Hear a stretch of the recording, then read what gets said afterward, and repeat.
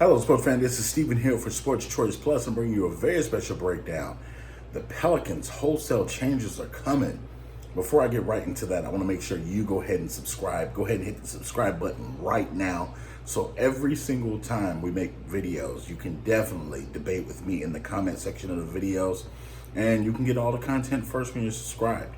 Without further ado, we're getting right into the action. After watching a disappointing end to the Pelicans season, just watching the game wrap up seconds ago, you're looking at this Pelicans team and it's so much to be desired left on the basketball court. You look at Alvin Gentry being an old school head coach and his pedigree. I think it's time for Alvin Gentry to pack his bags and go.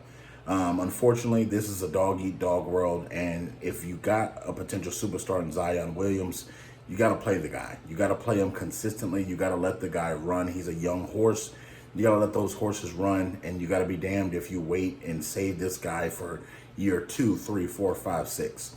The Pelicans came back into the NBA bubble, and people had high expectations for them to be a playoff team, them to possibly challenge the Lakers for the 8th seed or challenge the Clippers for the 7th seed, that 1 versus 8 matchup or that 2 versus 7 matchup, and they did none of those things.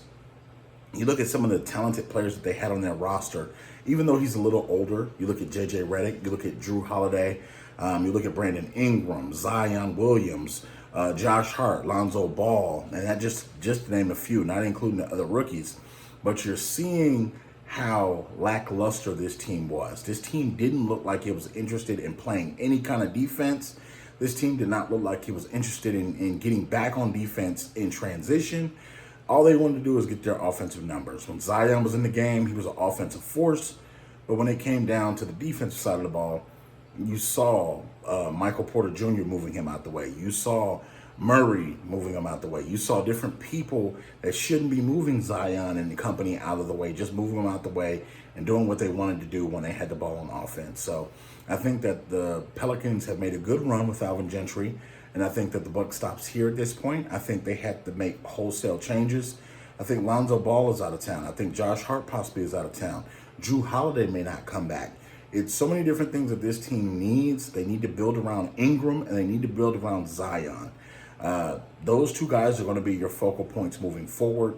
And just seeing the history of the Pelicans, they had Anthony Davis, they had DeMarcus Cousins, they've had Chris Paul at some point in time when they were New Orleans Hornets, Pelicans or whatever.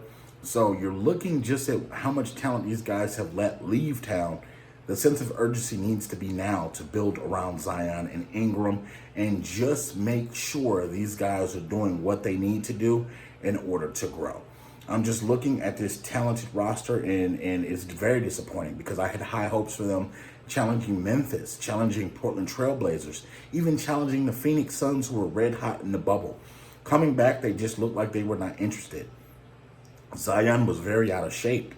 I know that they raved and craved over Zion and said, oh, he's in great shape. When he came back, that wasn't exactly true. The guy looked like he was well over 300 pounds, being gassed out, a couple of plays, and he was only playing 6 minutes a game, 7 minutes a game.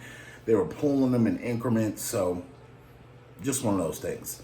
But I think the Pelicans do need to go ahead and hit the reset button. The time is now. Go ahead and get Zion in shape in the offseason and make sure you're going and getting players that fit these guys' needs as far as helping them be better complementary players to Zion and Brandon Ingram, because I think in about 2 or 3 years, these guys are going to make a run at being better NBA players and really stepping up in their game, showing up all across the league. So all you Pelicans fans, all you non-Pelicans fans, leave your comments in the comment section below. Don't forget, share the video, subscribe so we can debate with you each and every day. And don't forget to check out the other content we have. Feel free to definitely watch some of that former content. And until next time, everybody, be safe, and we'll see you on the next video.